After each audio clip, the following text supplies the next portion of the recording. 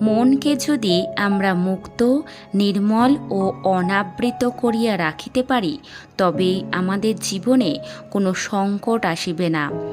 মন্দিরকে কখনো আমরা অন্ধকার করিয়া রাখিব না। আত্মনিবেদনের দীপ সেখানে নিরন্তর জ্বালাইয়া রাখিব।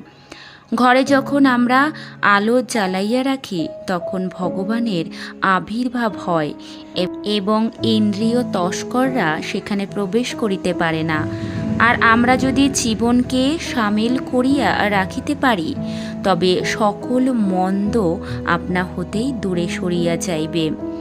কোনো কোনো লোক বিপদে পড়িলে ভগবানকে ডাকে। আমরা যদি সতত প্রার্থনারত হই, তবে বিপদের সময়ও আপনা হইতেই মন প্রার্থনা করিতে পারিবে। প্রার্থনা করিতে হইবে, হে অন্তঃসত্ত্বা, আমার এই ক্ষুদ্র দ্বীপখানি তোমার পূর্ণ